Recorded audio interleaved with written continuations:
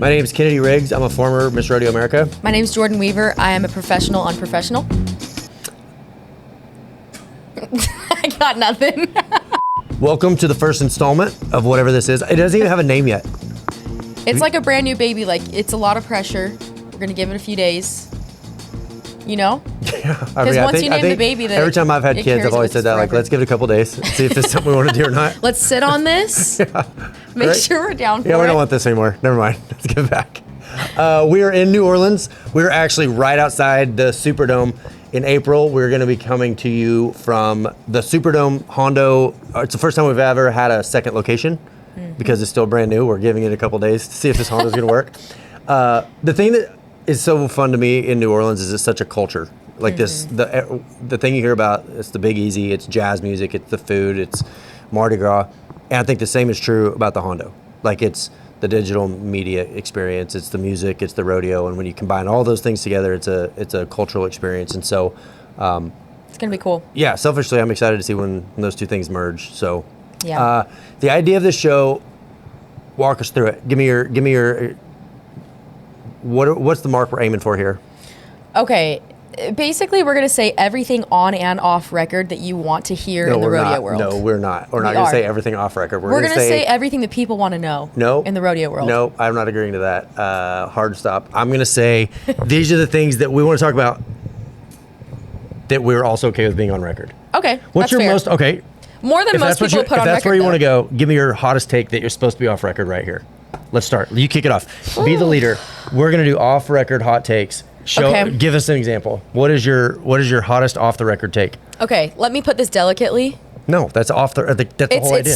It's still a hot take, but I am going to say it delicately. Rodeo is a very different sport now than it was 30 years ago, in a lot of different ways. One of them being, because it's more franchised, there's a bigger gap today between ranching cowboys and rodeo cowboys than there ever was before. Okay. So some, not saying I would say this, but some would venture to say rodeo athletes have become soft compared to what they used to be. No, calves used to be bigger. Are you saying animals it? used to be more ranked? You said I'm not saying it, but are you saying it? I didn't say I said it. I'm just presenting an idea. Are we going to take a stand here or not? Do you agree or do you disagree with that stance? In some senses, I do agree, actually. But I think this is a bad thing, though? No. Because it's a sport. Because we're franchising it, It's growing. And it's bringing actual ranching cowboys to the limelight more than they were before, more than they could have been, because now we have athletes on a stage that are making people curious about where this lifestyle comes from, which is the ranching cowboy. Okay, so I got a hot take. What do you think? I got one. I will take a stand, and I will stand behind my stand. Maybe you could learn from that, and then next time you have like a real hard opinion, you could be like, I would say that if the breakaway is going to be in the Thomas and Mack, the approach needs to be, here's how we make it so profitable that you can't keep it from happening. Instead of we've waited our turn, instead of we deserve it, instead of taking the approach, because until you can prove to the business end of it why it is more profitable, and I'm not saying that it isn't, I'm saying until that can be proven on paper, I think that's the approach it's got to take for the breakaway. I think so too. So those are the sorts of things we want to talk about. Of like, I don't know if I'm right. In fact, it'd probably be better if I wasn't right, because the more people want to chime in, we're going to have room for callers. We're going to have room for guests to come in and debate. I think that maybe every time I get ready to say something like this, I'm aware that the people I'm talking about, I may run into. I may actually have a conversation with the people that we're talking about. Right. Whereas in other sports, maybe that's not the case. So it is a little bit more like, it's nothing personal, but like, gotta tread carefully. Gotta be somewhere that we can kind of talk about it, right? Exactly. Like, that's let's what talk I'm about saying. it. And then if we're wrong, we're wrong. Let it take be. it back. Hey, you know what? I thought this, and then now I think this, and be willing to So you know what? I think that what we're doing here is opening the cans of worms that other people are afraid to open. We're not saying that we're telling you what worms are in there necessarily, but we're going to open them, those topics and points of conversation, especially in the realm of rodeo, that people might want to veer away from because it's controversial. We want to talk about those things, you know? Okay, so give me an example right now of the people rodeoing right now. We could go through history. We could go through all of the rodeo history, and there's a lot. But in your mind, who is the best contestant right now rodeoing that does not have a gold buckle yet? And don't steal mine. Okay, the first one that comes to mind for me is Derek Begay and Coulter Todd as a pair, because they've won everything but the gold buckle. And I think I'm also biased because I think that it's pretty neat that they're real through and through cowboys in real life. You know, they have ranches to tend to, They are caring for the land and animals when they're not at rodeos. So it's not just that they're good in the arena, they're dang good in the pasture, but they're also going for gold buckles. But I think that the reason that I want to see them win a gold buckle is because they have the right mindset. They're personal. not, yes. Yeah.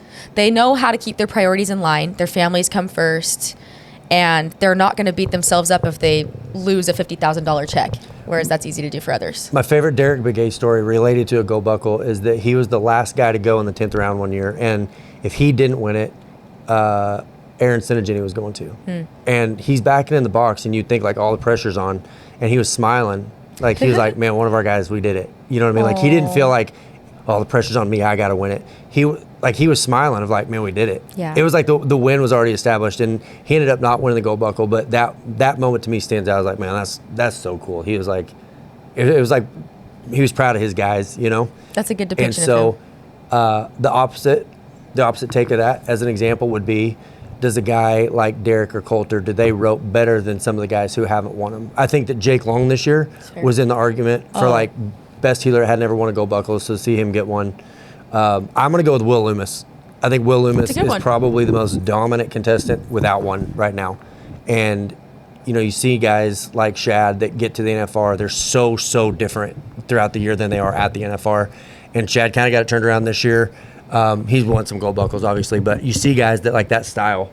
Yeah. Driggers, and Dustin Egaskiza. You look at Dustin Egaskiza; he is so dominant, and then that setup there is so different. And so those kinds of things. It's interesting to know that the rodeo world is so varied depending on setup where people go. So I'm going to go with Will Loomis, and then Dustin Egaskiza. Those are good ones. I kind of want to delve into the rough stock.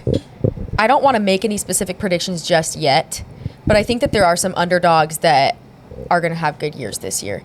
I think that the fact that Rocker won his world championship or world title this last year will take some pressure off of the other guys in the bareback because he was so hungry for it. I know he's still coming back this year. I can say that. I got it straight from the source. But I don't think he's coming back with the same hunger that he did this last year. So I think the Jess Popes, Cade Sauniers that are also hungry for it will have more of a chance this year, you know? Well, you look at a guy like Sam Peterson, and I don't know. I think all it's going to take is people telling Rocker that he doesn't want it, and then he's going to want it again. I can see it. Sam Peterson this year at the NFR just had such a good year, winning the average. Also, I'd like to brag on the fact that I knew who won the average in the bareback riding. Didn't even have to Google it, just happened to remember it. Crunching the numbers behind the scenes. I can tell you this, I'm going to have to get a lot more brushed up on rough stock. I didn't realize how one-sided I'd become until just here recently trying to keep up with what's going on. Who's going to be your breakout timed event guy this year? Ooh. I think I'm going to take Tyler Calhoun. I think that he has a good support system, and that really can make or break a guy to start out with, right? He has a great dad, and he's surrounding himself with winners, Shad Mayfield being one of them, right? And he'd gone down the road with him. I think that makes a lot of a difference, but even on his own, even if all of that went away, he is so mature for his age when it comes to mindset of winning versus losing, what matters most, how to take things seriously. And yeah, he just knows how to do that. And so he came so stinking close this last year to making the national finals. I am so pulling for him this year, but I don't even need to. I know he's going to make it, but he's one of my takes. And I'll tell you another thing. That kid's from like the calf roping culture down there in South Texas where it's jackpots every weekend. Yes. It's kind of the old school culture of calf roping. There's a kid, and I'm drawing a blank right now. His last name is Will Height. Do you know what I'm talking about? The kid that did good at Cheyenne this year, made the high school finals. He didn't buy his card yet. Okay, I'm going to tell you a story. We are at Conroe, at the amateur rodeo at Conroe, and there's a kid, ropes his calf. I think he's 7.77. It makes a good run. And Joe Beaver's sitting there. This is years and years ago. And he said, I have not seen that style since Sean McMullen. Well, in the calf roping world, you don't just throw that name around, right? Yeah. Like, you don't just say Sean McMullen. That's like Beetlejuice. Say it 3 times. It's just one of those things you don't do. And I remember that for Joe to say, I haven't seen a style like that since Sean, and he was talking about Caleb Schmidt. Fast forward, I'm saying the same thing about the Will Height kid. And I say that, and I can't even think of his name right now. But what is it about his style, though, specifically? He is really athletic. He's a really good horseman. He's never out of position. His timing is good, and he is so fast. So you see kids that are really athletic, but they're kind of all over the place. Sure. Their style, like a horse isn't going to be able to keep working. The way that they ride, or the way that they handle cattle, maybe they're not quite big enough, or maybe they're not quite strong enough. And so he's the full package is what you're saying. Man, I've not, and I haven't seen a lot of it, but I have not seen any weaknesses. going back to kind of how you felt about Caleb of, man, there's just not a weak spot in that. So Jordan being the professional, it'd be cool if I could remember his name. Maybe we'd edit that in later. Like just like a phone edit of me just saying his name while we're doing the show to remember what it is.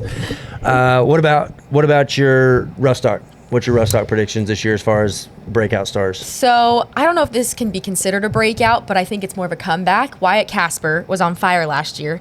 Came so close. It came down to the wire for him making the finals. Barely missed it. And it happened because I think it was the end of July. He goes to Zeke Thurston's bronc match. He sweeps the floor. He gets on, I think it was Virgil, and goes, I want to say 92.5. Could be wrong on that, but needless to say, he had a great weekend there. Breaks his ankle on his get off. I know this was a sensitive topic at home because his wife plays a big part in obviously the decisions that he's making on the road. As a lot of these Cowboys, that's the case. He made the decision to try and tough it out and keep riding after he got some pins put into his ankle. Big risk, because that could have ruined his ankle for good. But he kept riding, barely missed the finals. But he's back and riding again right now. So I think that I'm going to say with a strong start to the 2026 season, he's coming back with a big vengeance. I'm going to go with Wyatt Casper because he broke his ankle and he got some pins in it, and his wife, I don't know that much about it. I don't know. As far as like finding somebody that's coming up, I'm so curious. I remember watching John Crimber when he was a kid and thinking, man, that kid's going to have a fun life, like riding steers barefoot. And doesn't he? And I remember watching a little bit of just some of those kids coming up, but now they're all there. You know, there's all the kids that are already in there. So I need to do more of a deep dive. I'm curious to see. And it seems like every year there's some kid that like wins the high school finals and the next year wins gold buckle. Well, it seems like in the bull riding, it's always the rookies. Fast, you know, yeah, they're going to be another handful of rookies Yep. coming up the ranks this year. But this last year, I think there were 7 of them that made the finals. So that's that's half the contestants. I'm gonna say the ones I paid attention to. I would say Hudson Bolton was the kid that I was like, man, that kid just seems like he's got it. So. Bryce Jensen impressed me too. I think he'll have a good year. Hudson was very impressive though. Who's your picks for the Hondo? We haven't announced who's coming yet, so you have to go with people we know. Well, I know invited. for sure Lisa Lockhart's coming back, and she's an easy one to put your money on because she's 2 for 2 so far. That horse and her are so consistent. So I would not be shocked in the least if they came to New Orleans and did exactly what they did back in November in Phoenix and the year before. But I can't disclose. We don't know who exactly is going to be there. I'm going to stick with that. That's my locked-in answer for now. I'm going to go on a limb, and then I guess if I get fired, then your next host, you can talk about it. I just saw where Jade Corkill bought Abracadabra Cat, that horse. Oh, I saw that. There's one horse a year twice. Patrick Smith owned, and then I'm going to say that the healer doesn't really dictate the run, right? The healer is like the receiver and quarterback versus the quarterback, and so whoever wants to win a gold buckle, I would say has got. Jade's probably gonna have his pick, and him and Clint did so good. I wouldn't surprise me if it's Clint again, but just the timed event guy in me, like, man, you want to see him do well. I think Jade might be, in my opinion, here's a hot take. I think Jade is probably the best healer going right now. And then to get on a horse that's won horse of the year twice, that's gonna be fun. Just as a fan, it's gonna be fun to watch. So synergy. We were talking about that earlier. Yeah, that's a power couple of a horse and rider duo. Yeah, I'm not gonna say power couple because I'm a dude, but some the idea. Some. I mean, I don't want to like have my name on this opinion. It's a hot take, but I don't want my opinion on it. So I'm gonna pull a Kennedy and say someone else could possibly. Someone else could say. I don't know if I agree or I disagree. Injuries. Who do we know that's? Have you? I'm looking at the list. Mm-hmm. What's the updates on the ones that you know? Okay, so I think right out the gate, one of the biggest injury stories from this last year was Shad Mayfield. He's been riding and roping with bad hips for a while, and he really had to tough it through this whole season, and it wore on him. It wore on him hard. Right after the national finals, headed over to Nashville and got surgery. He got surgery on one hip, and he still needs to get surgery on the other, but it sounded like it was a little worse than they were expecting, so he might be out for longer than they were hoping. I think he was wanting to come back over the summer, and it might be the whole season. I can't disclose that for sure, but it definitely sounded like a little more challenging than he thought, so that's going to be a big comeback next year. Fun fact, I had that exact same surgery.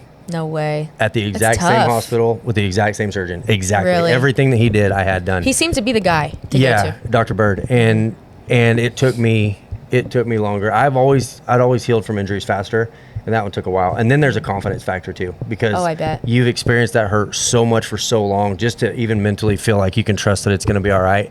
And then it doesn't always, like in mine, I don't know if this is something you got to like put into the world, but mine never really did come back. Like the things that they said that they expected it to do, Wouldn't be what it was never, before. it never did. Yeah. And so that was kind of the beginning of the end for me roping calves. I came back the next year, I think made the circuit finals, and halfway through the year, the next year I was like, it's just not worth it. So that surgery is a weird one. Wonder what that's going to be like for him. Well, that's what I'm saying. Just as like a fan, it'll be interesting to watch and see. Like, you hope they wouldn't do the surgery if it didn't work. Right. So obviously there's We're gonna success hope for the stories. best. I just know that like in mine, it wasn't what they'd kind of hoped it would do. So Well, mentality wise, I think there's so much there inside of him that's just hungry to come back already. I can just imagine, even if he isn't, when he comes back, what he was before physically, I think he'll be better mentally because of this time off. So that'll make up for it, in my opinion. I think. That's my prediction. Cooper James, what's the update with Cooper? I know he'd gotten hurt. He had a bad year being hurt and being out. Is he falling back? I think he's full on back, but I think that he lost a lot of momentum at the end of the last season because of his injury. So I think the big update on him is just that he has a fresh start now. The 2026 season is in full swing, and this is his chance to come back and hopefully be where he wanted to be last year. Injuries. Tyler Wade broke his ankle. Oh, that's right. Most people wait to get injured at the timed event. He went ahead and got it out of the way in prep. And so I heard where he broke his ankle. He still compete. He's still good, but got a broke ankle. So Yeah, that's tough. yeah. That reminds me of Dakota Eldridge because he also had a broken ankle or foot, one of the two. At the NFR? He was in a boot. Yep. Either way. In fact, he wasn't at the Hondo, I think, because of that, right?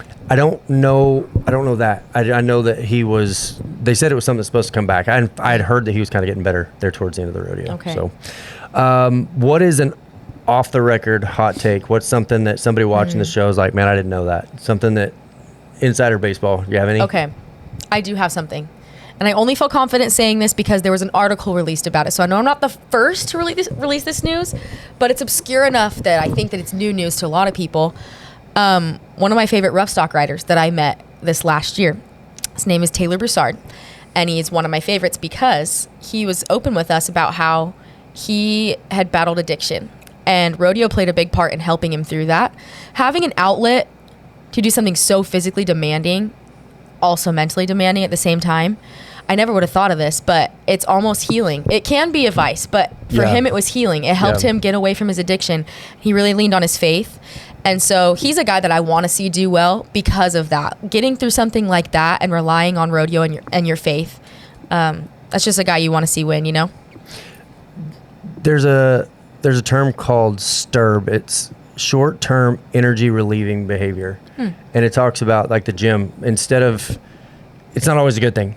Like short-term energy relieving behavior, meaning like I've got it, like eating or addiction. You can even turn that into the gym. And I think that anything that you can do to kind of work through some of that, even if it's not necessarily like a long-term solution, I'm a big believer in that you move forward away from things. You don't move backwards away from things. And so the rodeo world being such a hotbed for the potential for addiction. You talked about the difference between rodeo and now and 30 years ago.